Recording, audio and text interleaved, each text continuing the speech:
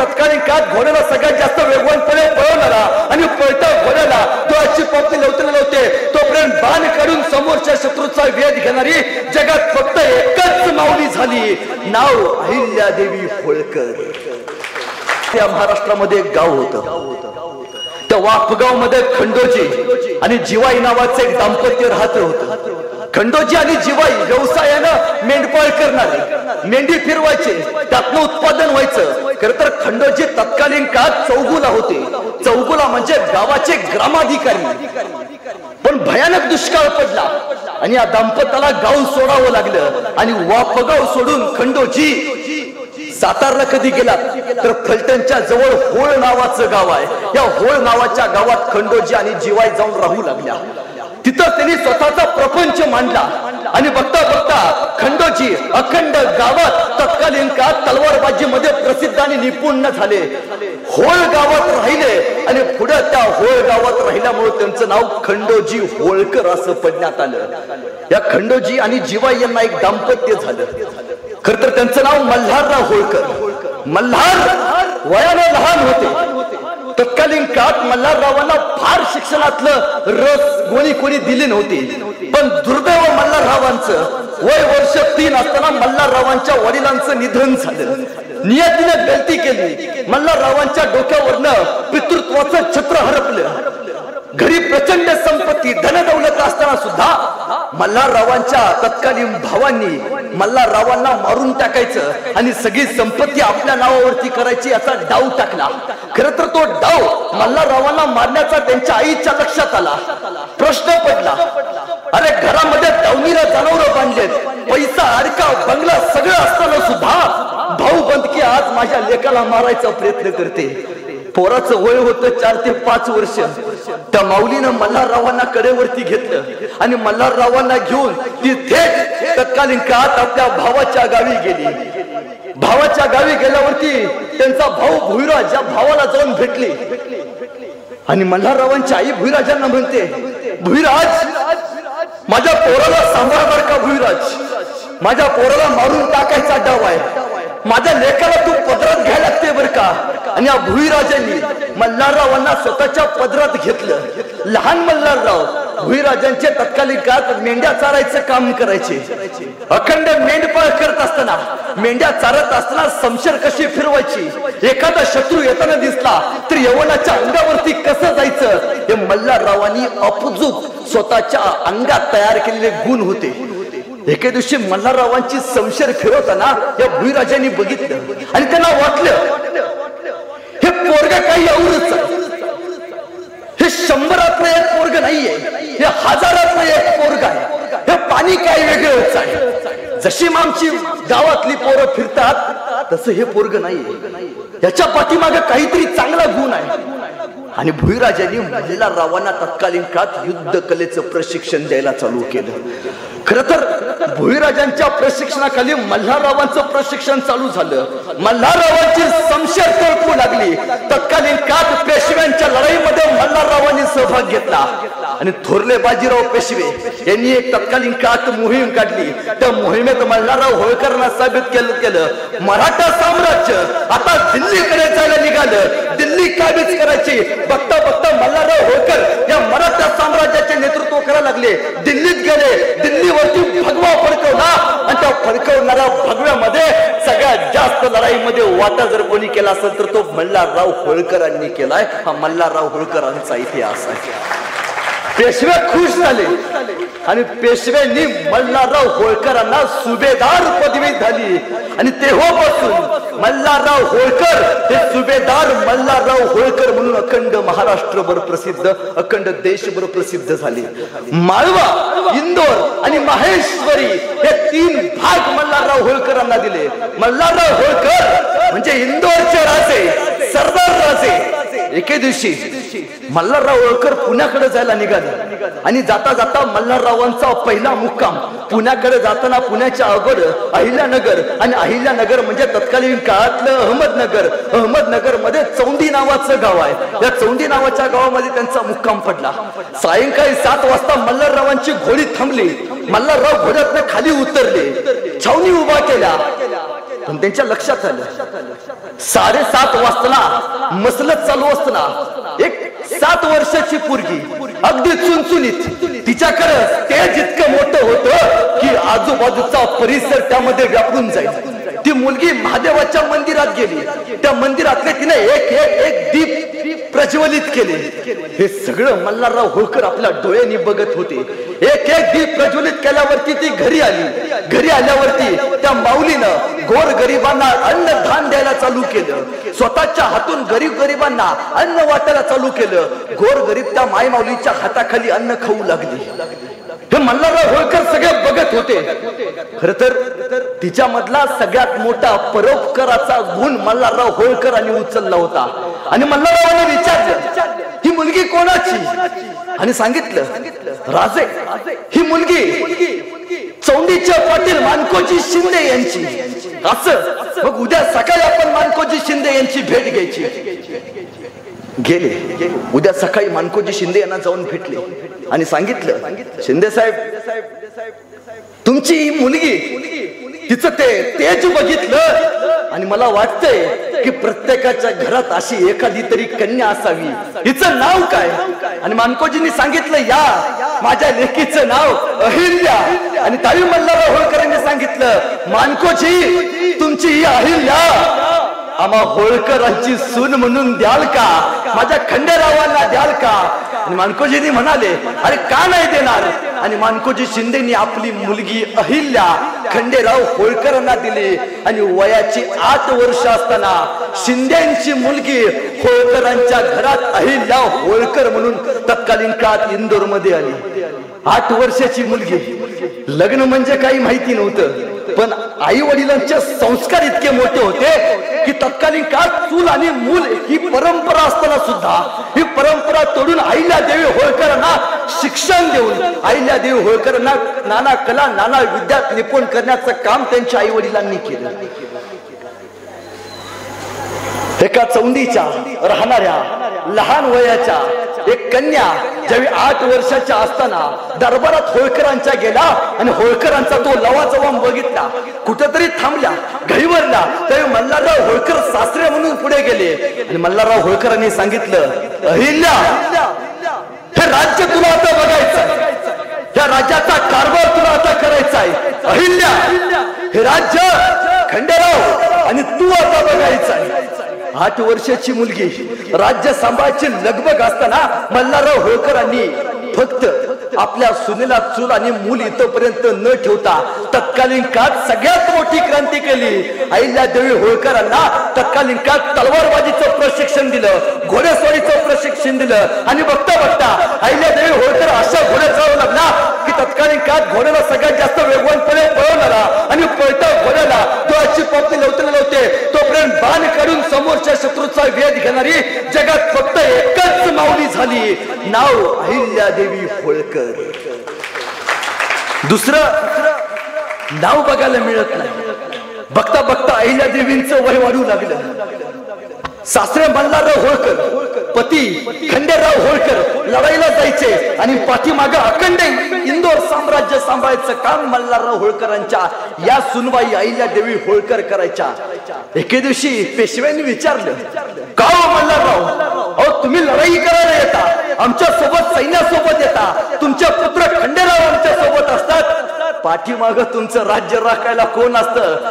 त्यावेळी मल्हारराव होळकरांनी उत्तर दिलं पेशवे तुमच्या बायका फक्त घर सांभाळतात माझी सुनबाई अख्ख राज्य सांभाळते. तिच्या जीवावरती आम्ही आज अखंड लढाया करत फिरतो.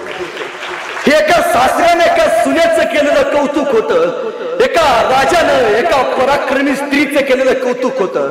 मल्हाररावांच्या होळकरांच्या तलवारींच्या पाट्यावरती अहिल्यादेवी होळकरांचं तलवारीचं पातं तयार व्हायला लागलं. नाना लढाया नाना कलांमध्ये अहिल्यादेवी होळकर निपुण झाल्या. अहिल्यादेवी होळकर घराण्याच्या गळ्यातले ताईत बनून गेल्या. पण कुठेतरी होळकरांचा इतिहास इथं चालू झाला. होळकरांच्या इतिहासाला इथं सुरुवात झाली. याच्या अगोदर ना होळकर घराण्यात ना कोणी इतिहासात होतं ना कोणी कुणाची संशय फिरवली होती. पण मल्हाररावांच्या नंतर अहिल्याबाई उभा राहिला. पण इथंच नियतीनं गलती केली. कुठंतरी संसार सुखाचा चालू असताना माईमाऊलीच्या आयुष्यातली पहिली वाईट घटना घडली. कुंभेरीच्या लढाईत तोफेच्या गोळ्यानं खंडेरावांच्या डोक्यावरती गोळा बसला. खंडेराव जागेत जरबंद झाले आणि त्यांना वीरगती प्राप्त झाली. आईला देवींच्या कपाळावरचं कुंकू पुसलं गेलं. एखाद्या माऊलीच्या कपाळावरचं कुंकू पुसणं, तिचा पती मरणं ह्याच्यापेक्षा जगात सगळ्यात मोठं दुःख कुठलं नसतं. तेव्हा समाज त्या माई माऊलीकडे वाकड्या नजरेनं बघायचं धाडस ठेवत असतो, कारण संकटाशी लढण्याची कमतरता या समाजानं तिच्या मनातनं कमी केली असते. ढाय मोकळून रडायला लागल्या. अरे ज्याच्यासाठी आयुष्य बांधलं तो नवरा सोडून गेला. पण त्यावेळी काही एक प्रथा होती की नवरा वाढल्यानंतर प्रत्येक स्त्रीनं सती जायची. सती प्रथा मान्य असताना सुद्धा परंपरेला कुठेतरी आपल्यामुळं ठेस पोचता कामा नये यासाठी अहिल्या देवी सती जायला निघाल्या.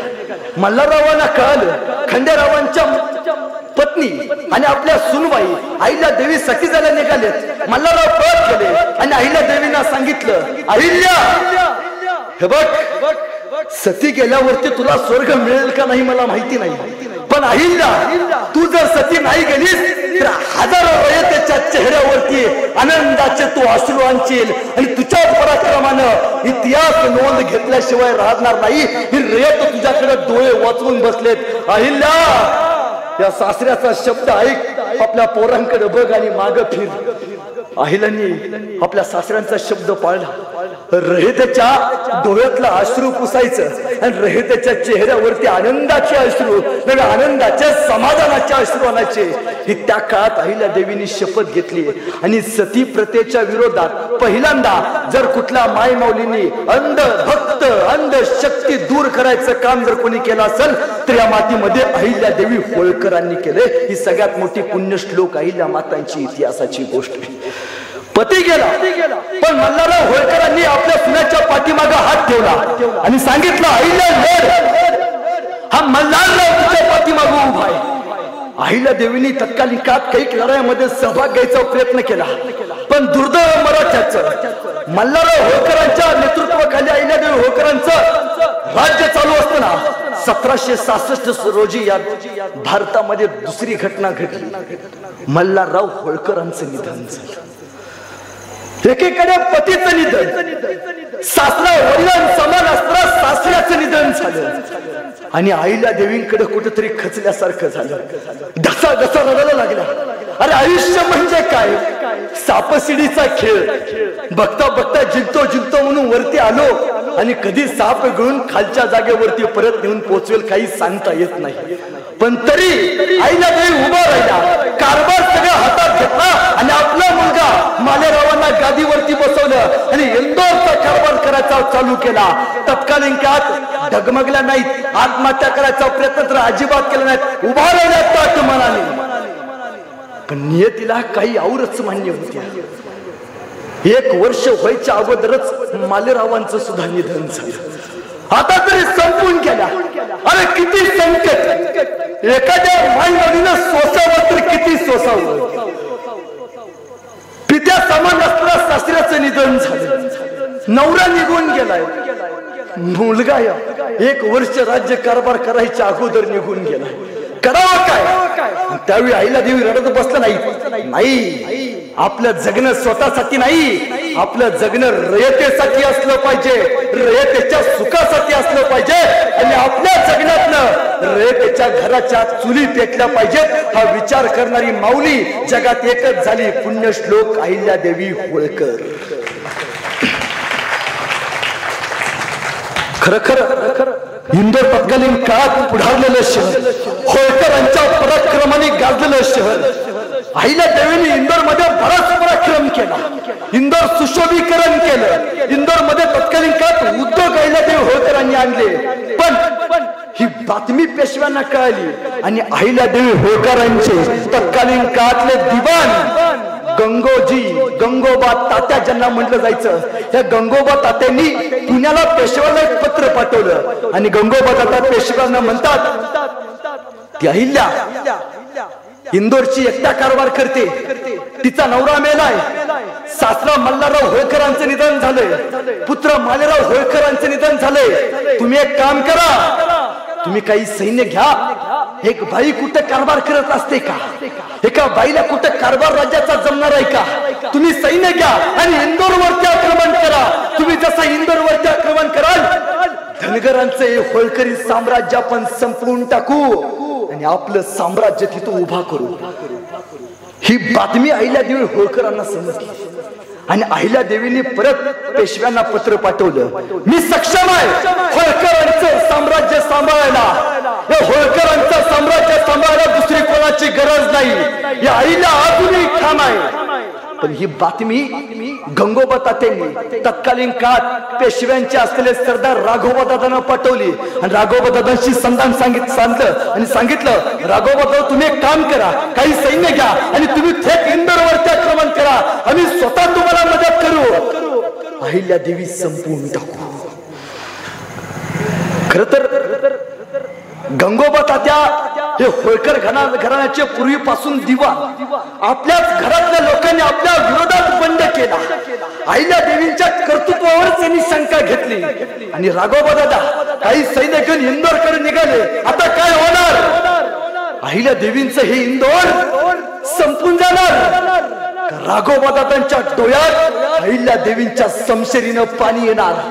अखंड रयत अहिल्यादेवींच्या पाठीमागे उभा होती आणि त्यावेळी अहिल्यादेवीने एक डाव टाकला. अहिल्यादेवींनी मल्हारराव होळकरांचे दत्तक पुत्र तुकोजी होळकर यांना बोलवलं आणि आपल्या सेनेचं प्रमुख तुकोजी होळकरांना केलं आणि तत्कालीन काळात 30,000 महिलांची फौज जगात उभा करणारी माई माऊली म्हणून इतिहासानं फक्त एकाच माई माऊलीचं नाव घेतलं, पुण्यश्लोक अहिल्यादेवी होळकर. अहिल्यादेवींची फौज तयार झाली आणि अहिल्यादेवींनी पत्र पाठवलं राघोबा दादांना, राघोबा दादा बाई समजून कमी समजत असाल तर तो तुमचा सगळ्यात मोठा गैरसमज आहे. राघोबा दादा ही मल्हारराव होळकरांची सून आहे. जिंकलो तरी येळकोटच आणि नाही जिंकलो तरी येळकोटच. तुम्ही सैन्य घेऊन आमच्यावरती आक्रमण करताय. राघोबा दादा याद राखा, मी माझ्या महिलांची फौज तयार करून ठेवले. हत्तीच्या पायाला बांधीन, अख्ख्या इंद्रामध्ये तुमची दौड करीन. बायकांच्या नादाला लागायचं नाही. जे हातात बांगड्या घालून तलवार फिरू शकतात, तेच हातामध्ये समशेर घेऊन राज्य सुद्धा सांभाळू शकतात. या अहिल्यादेवी होळकरांनी जगाला दाखवून घेतलं. पण राघोबा ऐकायला तयार नव्हते. अहिल्यादेवीने दुसरं पत्र पाठवलं आणि अहिल्यादेवी पत्रात म्हणतात, राघोबा दादा जरूर या, इंदोरवरती आक्रमण करून जरूर या. पण एक लक्षात ठेवा, तुम्ही इंदोरवरती आक्रमण कराल, आमची महिलांची फौज, त्या महिलांच्या फौजेचं स्वतः मी पुढे समोर जाऊन नेतृत्व करेन.